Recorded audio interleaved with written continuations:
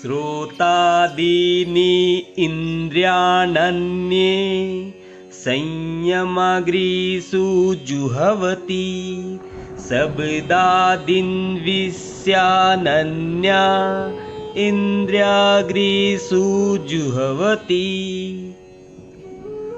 इस श्लोक के माध्यम से श्री कृष्ण भगवान अर्जुन को कहते हैं कि हे अर्जुन, इनमें से कुछ विशुद्ध ब्रह्मचारी श्रवण आदि क्रियाओं तथा इंद्रियों को मन की इन नियंत्रण रूपी अग्नि में सुहा कर देते हैं, तो दूसरे लोग नियमित गृहस्थ इंद्रिय विषयों को इंद्रियों की अग्नि में स्वाहा कर देते हैं।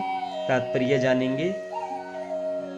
मानव जीवन के चारों आश्रमों के सदस्य ब्रह्मचारी, गृहस्थ, वानप्रस्थ तथा सन्यासी पूर्ण योगी बनने के निमित्त है। मानव जीवन पशुओं की भांति इंद्रिय तृप्ति के लिए नहीं बना है। अतएव मानव जीवन के चारों आश्रम इस प्रकार व्यवस्थित हैं कि मनुष्य आध्यात्मिक जीवन में पूर्णतः प्राप्त कर सके। ब्रह्मचारी या शिष्यगण प्रामाणिक गुरु की देखरेख में इंद्रिय तृप्ति से दूर रहकर मन को वश में करते हैं। वे कृष्ण भावनामृत से संबंधित शब्दों को ही चुनते हैं। श्रवण ज्ञान का मूल आधार है। अतः शुद्ध ब्रह्मचारी सदैव हरेर नामानुकीर्तनम अर्थात भगवान के यश के कीर्तन तथा श्रवण में ही लगा रहता है। वह सांसारिक सब ध्वनियों से दूर रहता है।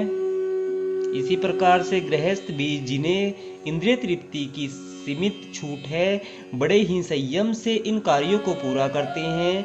यौन जीवन, मादक द्रव्य सेवन और मांसाहार मानव समाज की सामान्य प्रवृत्तियां हैं, किंतु संयमित गृहस्थ कभी भी यौन जीवन तथा अन्य इंद्रिय तृप्ति के कार्यों में अनियंत्रित रूप से